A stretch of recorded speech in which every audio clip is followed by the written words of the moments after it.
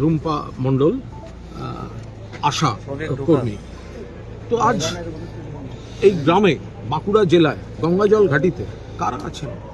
মমতা বন্দ্যোপাধ্যায় নেতৃত্বাধীন সর্বভারতীয় তৃণমূল কংগ্রেস পাশে এসে দাঁড়িয়েছে। এখনও শাসক দল বিজেপি থেকে কেউ কিন্তু এই গ্রামে এই পরিবারের পাশে এসে দাঁড়াননি। তাদের নিয়ে যাওয়ার চেষ্টা হচ্ছে কোনো মন্ত্রীর সঙ্গে দেখা করতে, কিন্তু এখানে এসে দাঁড়াচ্ছে।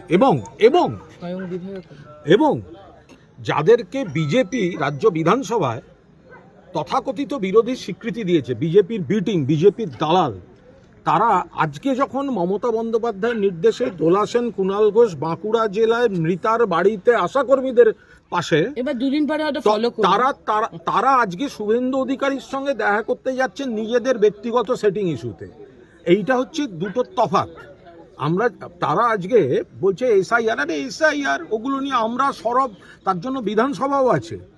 আজকে এখনো পর্যন্ত যা খবর, তাতে ওই বালিশচাটা শিবির তারা যাচ্ছে নবান্নে শুভেন্দু অধিকারীর কাছে। কি কথা হবে? সব নিজেদের ব্যক্তিগত অঙ্কের, কি করে তারা থাকবেন, একটা পরিশোধীয় অঙ্কে অস্তিত্বের সংকটে পড়েছেন, তারা নিজেদের করতে যাচ্ছেন। কাहीं পে নিগাহে কাहीं পে নিশানা। এখনো পর্যন্ত কোনো বিপদগ্রস্ত মানুষের কাছে এলাকায় যাননি। যেদিনকে মমতা বন্দ্যোপাধ্যায়ের নির্দেশে সর্বভারতীয় তৃণমূল কংগ্রেসের দোলা সেন, কুণাল ঘোষ বাঁকুড়ায় আশাকর্মীর পরিবারের গ্রামে দাঁড়িয়ে রয়েছে, সেদিনকে এরা নিজেদের অঙ্কে কলকাতায় বসে সেটিং অঙ্কে ওখানে যাচ্ছে। ফলে আসল বিরোধী কারা, মানুষের পাশে কারা থাকেন, মমতা বন্দ্যোপাধ্যায়ের স্রোতই থাকেন, সেটা আজকে আরেকবার প্রমাণিত। Thank you.